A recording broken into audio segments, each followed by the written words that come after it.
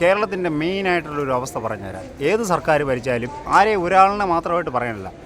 എല്ലാം ഒരാൾ മരിച്ചതിന് ശേഷം മാത്രമേ സംവിധാനങ്ങൾ കറക്റ്റ് ആവുകയുള്ളൂ. അതാണ് മെയിൻ പ്രശ്നം.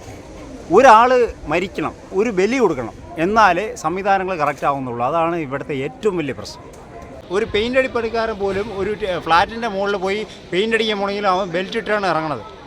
ഈ ഒരു ബെൽറ്റ് പോലും ഇടാതെ ഈ മനുഷ്യൻ ഈ ചതുപ്പ് നിലത്തിനകത്ത് ഇറങ്ങിയിട്ട് അതിനകത്ത് കാല് വഴുതി പോയി അയാൾ അതിനകത്ത് പോയി കഴിഞ്ഞാൽ അയാളെ ആരാണ് സംരക്ഷിക്കുന്നത്? മറ്റേത് കയറിട്ട് കൊടുത്തിട്ട് അയാൾക്ക് പിടിക്കാൻ പോലും അവസരം കിട്ടില്ല. ബെൽറ്റ് ഉണ്ടായിരുന്നെങ്കിൽ വലിച്ചു കയറ്റാമായിരുന്നു. നമ്മുടെ ഈ തോടും മാലിന്യങ്ങളും എല്ലാം സംരക്ഷിക്കാൻ വേണ്ടി ഇറങ്ങുന്ന വ്യക്തി എത്രമാത്രം വിശാല ഹൃദയനായിരിക്കും. ചിലപ്പോൾ അയാൾ എന്തെങ്കിലും ഈ പറഞ്ഞ പോലെ അത്രയും ദാരിദ്ര്യമായിരിക്കാൻ പ്രശ്നങ്ങൾ. അയാളുടെ വീട് പോലും കണ്ടല്ലോ പത്രത്തിൽ.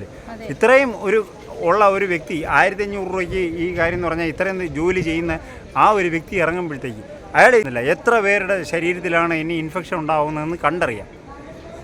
ഇത് ചെയ്യേണ്ട ഒരു കാര്യം എന്ന് പറഞ്ഞാൽ അയാൾക്കൊരു സേഫ്റ്റി മെഷറെങ്കിലും ചെയ്യാമായിരുന്നു, എങ്കിൽ ഈ ഒരു ദുരന്തം ഉണ്ടാവില്ലായിരുന്നു. അതിനകത്ത് വീഴുന്ന രക്ഷപ്പെട്ട ഒരു പയ്യൻ ഇൻഫെക്ഷൻ മൂലം കുറേ നാൾ കിടന്നിട്ട് മരിച്ചു.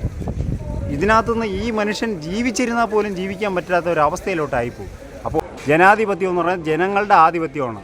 ജനങ്ങൾ തീരുമാനിക്കുന്ന ആൾക്കാർ അവിടെ പോയി ഇരിക്കുമ്പോഴത്തേക്ക് ജനങ്ങളെ മറക്കരുത്. ഞങ്ങൾ വണ്ടിയെടുത്ത് പോകുമ്പോഴത്തേക്ക് മന്ത്രിക്ക് പോകാൻ വേണ്ടിയിട്ട് 5 മിനിറ്റ് നമ്മൾ വണ്ടി വെയിറ്റ് ചെയ്യിപ്പിച്ച് നമ്മുടെ പെട്രോൾ അടിക്കും പൈസ നമ്മൾ കഷ്ടപ്പെട്ടുണ്ടാക്കണതാണ്. ഇത് ഒരു മന്ത്രിയല്ല പറഞ്ഞത്, എല്ലാവരെയും പറയണേ.